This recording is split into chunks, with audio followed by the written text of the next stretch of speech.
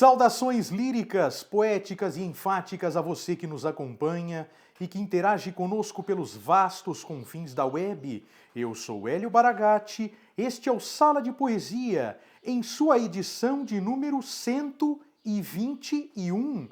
E se você que está assistindo a esse vídeo ainda não se inscreveu no nosso canal, por favor se inscreva, ative o sininho das notificações, curta, compartilhe, divulgue, deixe o seu like, leve o nosso conteúdo a um número cada vez maior de pessoas, para que assim os algoritmos do YouTube também possam fazer o mesmo, levando a cada vez mais gente a nossa mensagem de amor pela arte e de apreço pela poesia, ou vice-versa, de apreço pela arte e de amor pela poesia.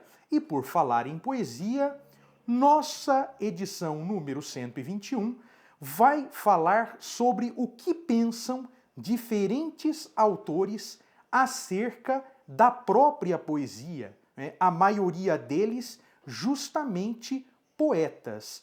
Mas antes de nós adentrarmos esse terreno das definições, eu quero fazer os nossos agradecimentos, enviar os nossos abraços especiais e dessa vez eu quero agradecer e abraçar algumas das pessoas que estiveram presentes na nossa oficina de poesia que se realizou no sábado, dia 6 de setembro de 2025, no Pontão Andar, na cidade de Inhumas, na teia de pontos de cultura do estado de Goiás, a segunda teia de pontos de cultura do estado de Goiás.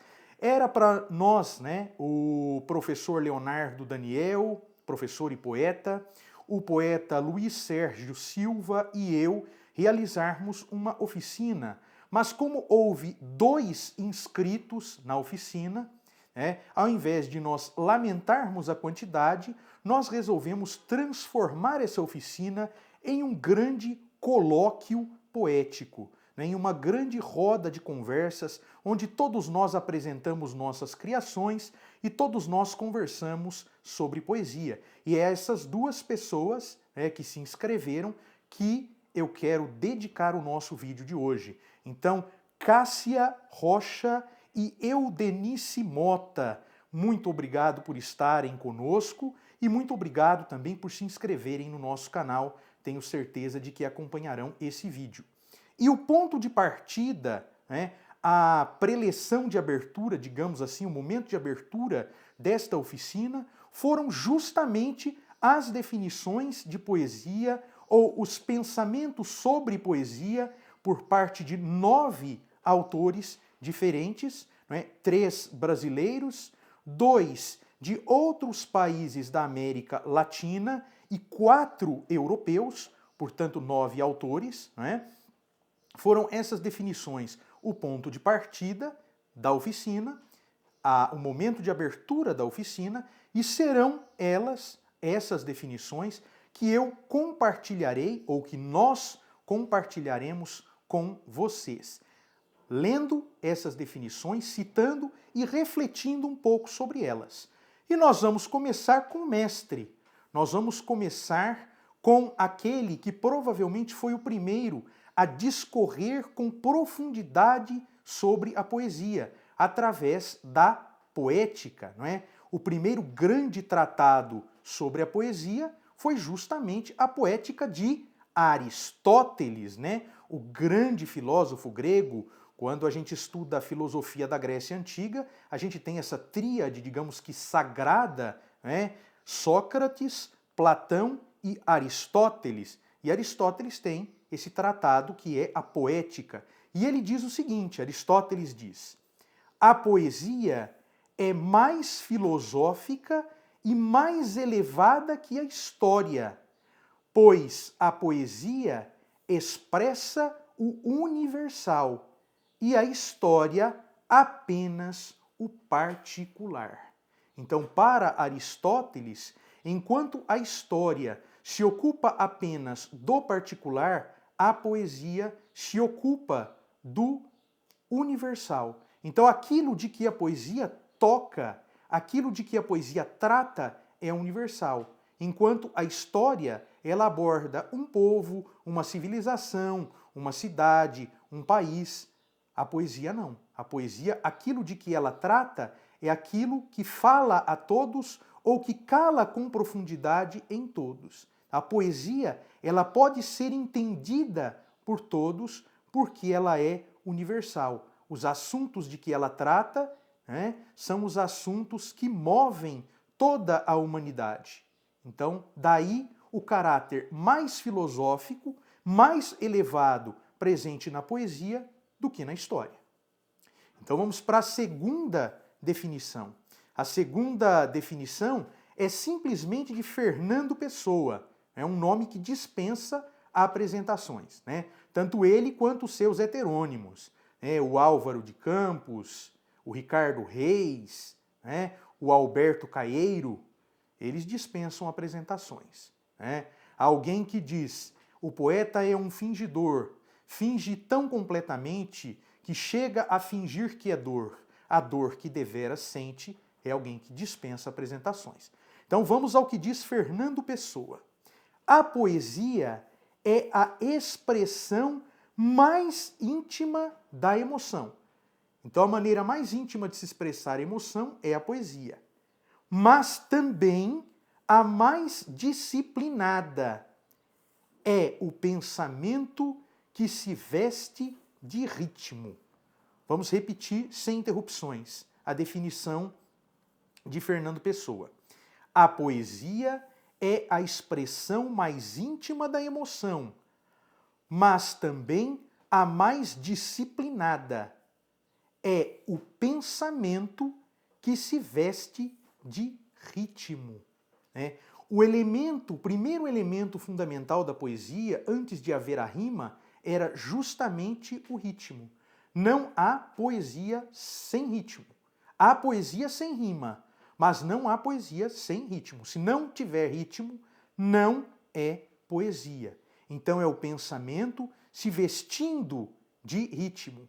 E para que se vista este pensamento com o ritmo, é preciso certa dose, ou é precisa certa dose de disciplina. Né? Essa disciplina do poeta, essa disciplina do escritor, no momento em que ele se retira, se isola para escrever. E no momento de expressar a emoção, ele expressa essa emoção utilizando-se de uma série de artifícios para provocar justamente o ritmo. E ele tem que dominar esses artifícios. É o que diz, por exemplo, Camões. Camões, lá em Os Lusíadas, ele fala da dicotomia engenho e arte. Né? O engenho é a inventividade, é a criatividade. E a arte é o trabalho esmerado, né? É o artesanato, é a escultura que se faz com as palavras. Né? Olavo Bilac também faz menção à escultura. Ele compara o trabalho do poeta ao trabalho do ourives. Né? Quando ele diz, lá no seu poema Profissão de Fé, diz, invejo o ourives quando escrevo. Ele também está falando dessa artesania, desta escultura. E Fernando Pessoa está falando disso também. É a expressão mais íntima da emoção? É, mas também é a expressão mais disciplinada. E vamos para a terceira definição. A terceira definição é de Otávio Paz. Otávio Paz vai ressaltar aqui o poder transformador da poesia. Vamos à definição do grande poeta mexicano Otávio Paz. A poesia é conhecimento, salvação, poder, abandono. Operação capaz de mudar o mundo. A atividade poética é revolucionária por natureza. Usemos aqui revolucionária no sentido de transformadora, porque a palavra revolucionário ela ficou muito desgastada, né, por conta de movimentos que pregaram ou que praticaram revoluções de maneira bélica, de maneira violenta. Ele não está falando aqui de violência na poesia. Quando ele fala de revolucionário, ele está falando de transformador, de capaz de mudar o mundo. A poesia é salvação. Aí a gente vai pensar, nossa, como que a poesia é salvação? Basta nós pensarmos na pandemia. A poesia e as formas de arte foram o que nos salvou da loucura. A gente só não enlouqueceu no período da pandemia por causa da arte. Então a poesia é salvação. A poesia é poder, sim, porque a poesia é comunicação. A poesia é comunicação. É a mensagem colocada em evidência, transmitida do emissor para o receptor. Então, aquilo que muitas vezes não se entende em outras linguagens, pela linguagem da poesia pode ser entendido. Então, a poesia pode trazer uma denúncia, a poesia pode trazer algo que fica oculto em outras formas de linguagem. Então, ela pode trazer uma denúncia, ela pode trazer a constatação de algo que nunca foi constatado. A poesia, ela é poder. Ela é abandono. Então, nós temos aqui salvação, conhecimento, não precisa nem dizer por que a poesia é conhecimento. Esse conhecimento e esse poder, que ele vai dizer depois, estão intimamente ligados. Salvação e abandono. Abandono por quê? Porque o poeta, muitas vezes, ele precisa isolar-se. Ele precisa isolar-se, ele precisa, às vezes, abdicar de si mesmo para trazer uma verdade maior através da sua poesia. Então temos aqui Otávio Paz. Vamos então para a nossa quarta definição, que é do William Wordsworth. Quem é William Wordsworth? William Wordsworth é um poeta importantíssimo da literatura inglesa, da literatura britânica.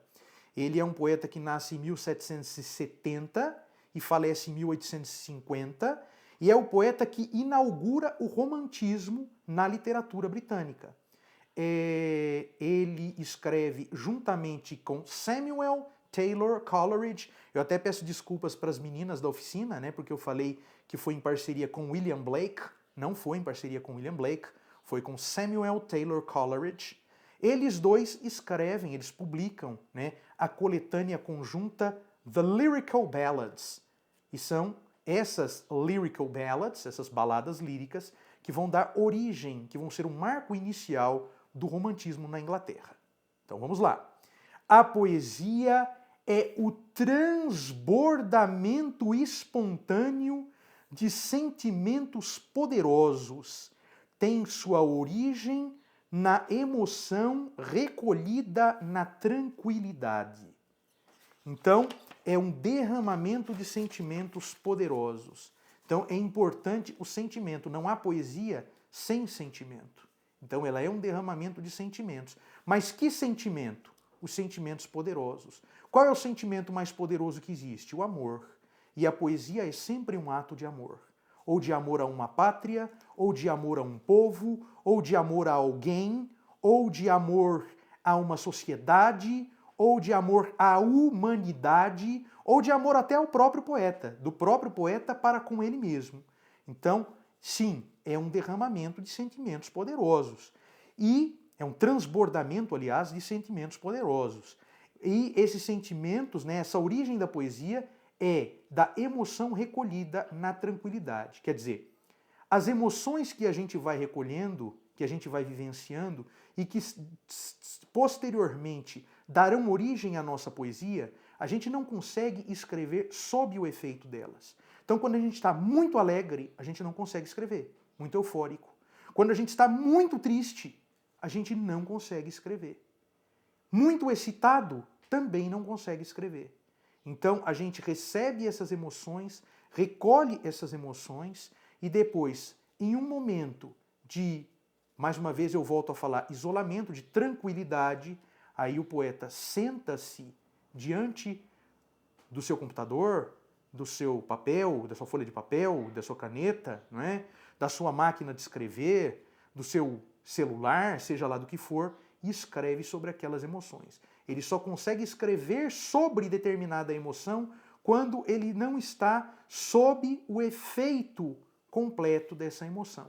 Quando ele sai desse efeito, Quando ele está mais tranquilo, é aí que ele escreve. Vamos à quinta definição. A quinta definição é de Rainer Maria Rilke. Rainer Maria Rilke é um poeta tcheco-alemão, né? Ele nasce na República Tcheca, mas ele é alemão, ele é um poeta alemão, né? E é importante porque ele escreveu um tratado muito interessante de poesia, que são as cartas a um jovem poeta. São as respostas que ele dá, que ele envia a um jovem chamado Franz Capus. Esse Franz Capus, ele estava em dúvida entre a carreira militar e a carreira poética, né? E Rainer Maria Rilke o elucida, dando-lhe uma série de dicas, falando sobre a poesia, sobre o poeta, sobre o que a poesia precisava ter, sobre o que o poeta precisava ter. Essas respostas foram enviadas entre os anos de 1903 e 1908 e foram publicadas em livro póstumamente.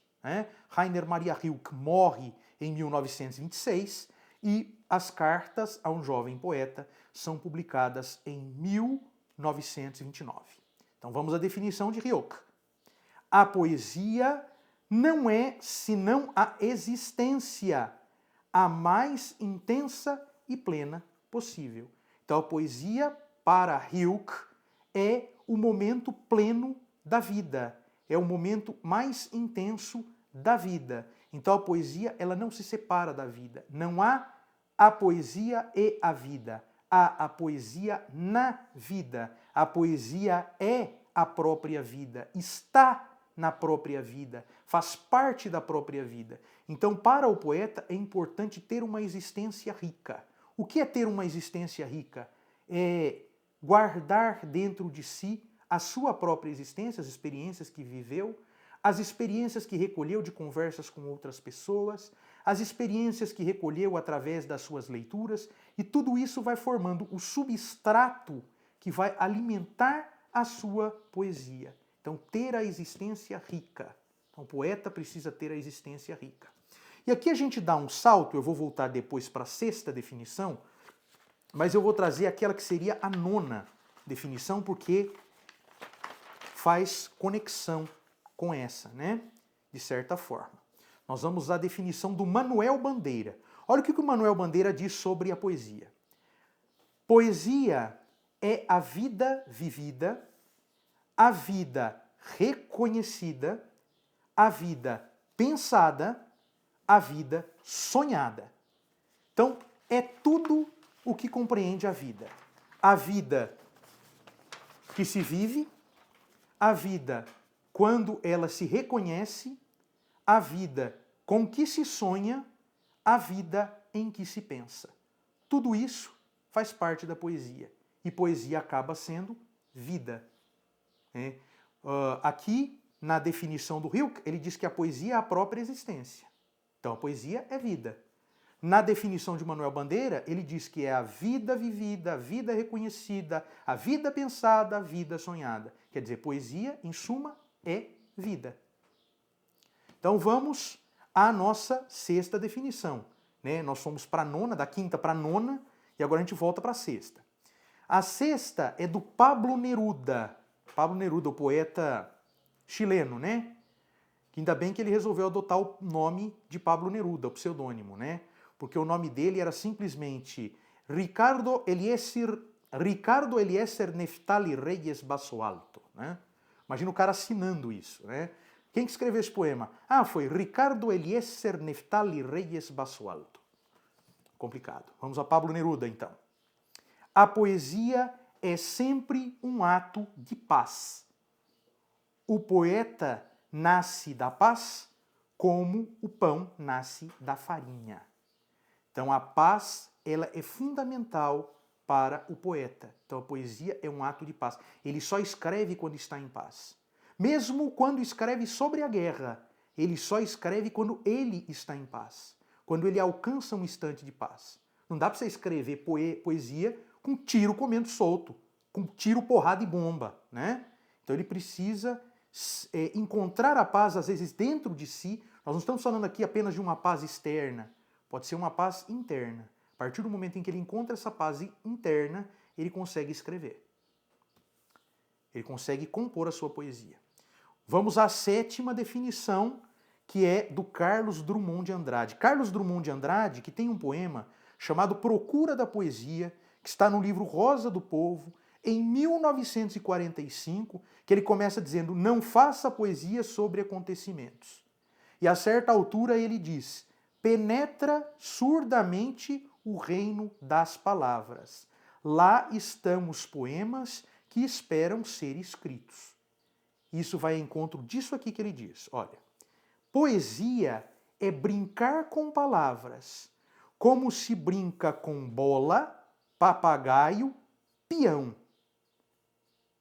Só que bola, papagaio, peão, de tanto brincar, se gastam. As palavras, não. Quanto mais se brinca com elas, mais novas ficam. Carlos Drummond de Andrade. Então o papagaio aqui é a pipa, né, que a gente chama de pipa, alguns chamam de raia, outros chamam de maranhão, né? A pipa. O papagaio que ele está falando aqui é a pipa, não é o pássaro não, tá? Então o papagaio, o peão, a bola. Então a palavra, a poesia é brincar com as palavras, né? É você combiná-las, é você organizá-las, é você brincar com elas, dispô-las de maneiras diferentes, né? Só que as palavras, quanto mais elas são usadas, mais novas elas ficam, porque novos significados são descobertos, novas possibilidades são aventadas e são encontradas, novas sonoridades são despertadas. Então as palavras, à medida que são usadas, elas se renovam, diferentemente da bola, do papagaio, do peão, que à medida que você vai brincando com eles, eles vão se desgastando, vão se gastando. E agora a gente vai para Cecília Meirelles, uma definição bem ou siciliana ou meireliana, não sei como falaria, não é? Então, Cecília Meirelles, olha o que ela diz. Poesia é, antes de tudo, uma experiência de silêncio. O poema nasce do silêncio, vive nele e para ele retorna. Tão importante, né? Agora sou eu dizendo, não é a Cecília mais. Tão importante quanto a palavra na poesia é o silêncio. Então, o silêncio que existe entre as palavras, as pausas que são feitas, são fundamentais para que se entenda o poema, ou para que ele diga aquilo que veio dizer, para que ele expresse aquilo que ele veio expressar. E outra coisa, a Cecília Meirelles volta a falar sobre a importância da introspecção, né? É importante que o poeta se refugie dentro de si mesmo, para trabalhar aquelas emoções que ele recolhe, das quais o Wordsworth fala, né? Aquelas emoções que ele recolhe. Então, essa tranquilidade preconizada pelo Wordsworth é tocada aqui, mencionada aqui de outra forma pela Cecília Meirelles, né? É o silêncio, né? O poema nasce do silêncio, né? Ele começa com o silêncio. E todas essas definições aqui, elas vão contra, né? Elas são contrárias ao que diz Ferreira Goulart, que é outro grande poeta brasileiro. Ele diz que a poesia existe porque a vida não basta, que a arte existe porque a vida não basta. Não é isso, né? De acordo com todos esses teóricos e todos esses autores, né? A poesia existe porque as possibilidades da vida são infinitas, né? Então, é disso que se está falando. Então, aqui nós tivemos 9 definições de poesia, 9 pensamentos sobre poesia, de diferentes autores. Há muitos outros. Na pesquisa que eu fiz, eu recolhi 23. Esses 23 eu fui peneirando até chegar nesses 9, até chegar a esses 9, tá bom? Mas vocês podem procurar definições sobre poesia, encontrarão muitas. Aquele poema de que eu falei mais cedo do Drummond, vocês podem encontrá-lo inteiro no YouTube, vale a pena. Se vocês digitarem lá Procura da Poesia, Carlos Drummond de Andrade, vocês encontrarão o poema na própria voz do Drummond. E é uma declamação interessantíssima, porque tem um pigarro do Drummond no meio da declamação. Tem uma hora que ele passa a página, dá para ver ouvi-lo passando a página. Dá para ouvir quando ele se demora na leitura de uma estrofe para outra. Então é muito interessante. E com essa reflexão, nós encerramos a nossa 121ª edição do Sala de Poesia, agradecendo a todos vocês que nos acompanham e que nos acompanharam e que nos acompanharão daqui para frente. Muito obrigado a todos. Voltaremos em breve com mais uma edição do Sala de Poesia.